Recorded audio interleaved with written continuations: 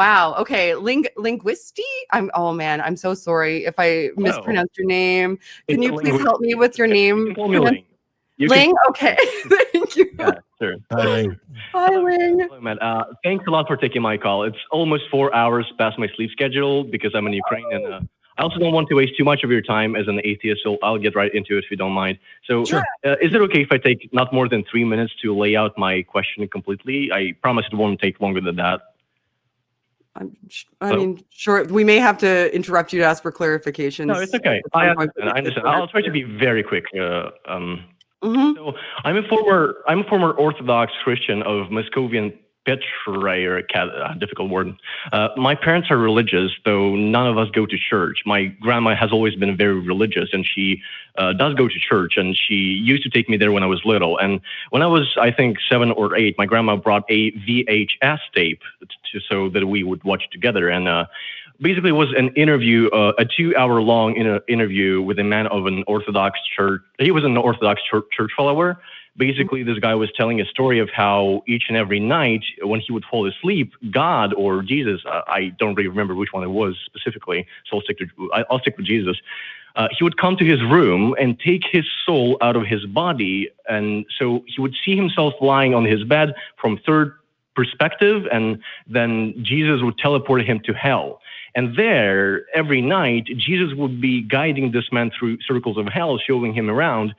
And I, as a very impressionable kid, I was very surprised about the level of detail of how incredibly realistic he was describing this experience, saying it was as real life, and he was talking about it in very deep detail. So anyway, fast forward a decade, I had been an atheist for quite a bit back then already, and I found out about lucid dreaming and how by making some habits of checking your reality in real life, your brain at some point can transfer those habits into your dreams and makes you able to recognize that you're dreaming, and you can become aware of your surroundings in the dream. And I also found out about lucid dreamers, people that have lucid dreams almost every night because they're skilled at it, and they can create different environments, and dreams are very vivid and realistic to them. They can do anything with their bodies. I'll try to be very quick here.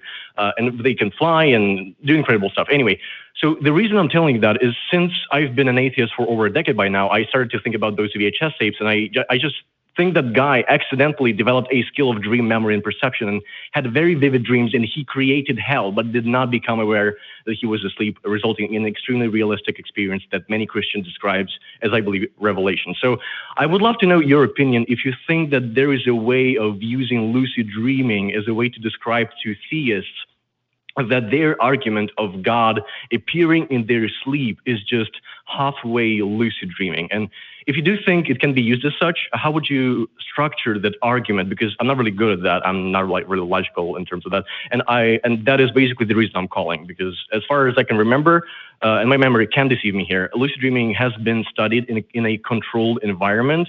So there is, again, if I remember correctly, research papers and proof of that. So yeah, that's pretty much it.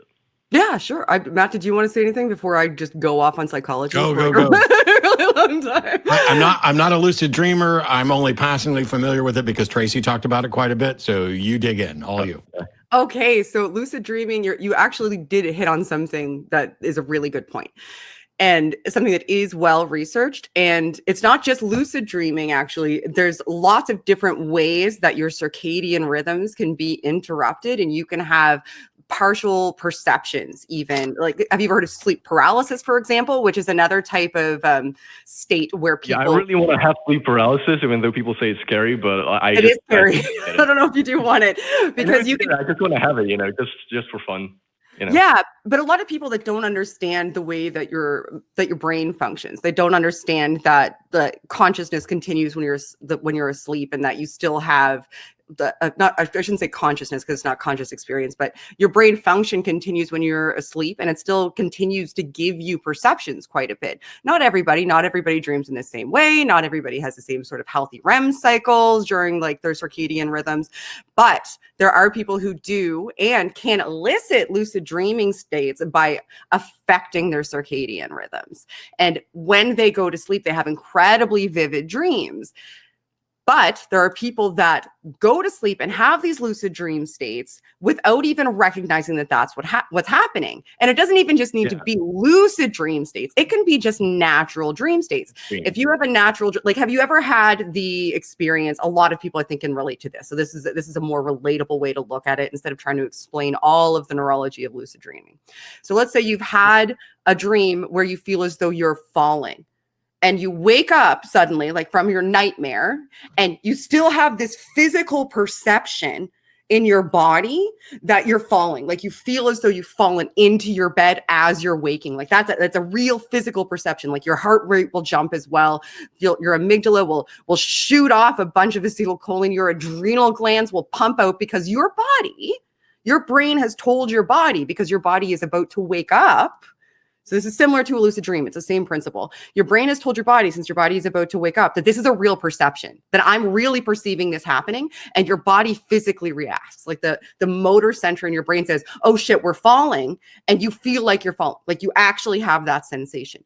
It's very, very similar to a lucid dream. So you'll hear people that have self-reports of NDEs, people who have self-reports of waking up in their sleep. A lot of people, you'll really, really notice, most people don't have these visions while they're awake. Most people have these visions of angels and dead relatives appearing to them when they're asleep, when they're waking up in the morning, or when they're going to bed at night. These visions appear at the end of their bed.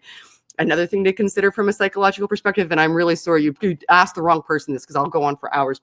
Another thing to consider from a psychological perspective is when you're going to sleep, what your brain does in dreaming is actually start to kind of work through and piece together things that are happening during the day, trying to relate any anxiety that you may have to events that you may have or beliefs that you may have, and form these sort of cohesive perceptions to help your brain work through these issues. So if you have anxiety about a belief or somebody that's passed away, then there's this very strong likelihood that your brain is going to try to work through that anxiety by piecing these things together. If you couple that with a propensity towards lucid dreaming, or even in a high anxiety state or a high state of euphoria, then you may be disrupting your circadian rhythms, which put you more towards the possibility of having these sort of lucid dreams, or having these nightmare states and these vivid dreaming states that wake you or partially wake you, or can give you some sort of sleep paralysis when where your body still thinks you're sleeping,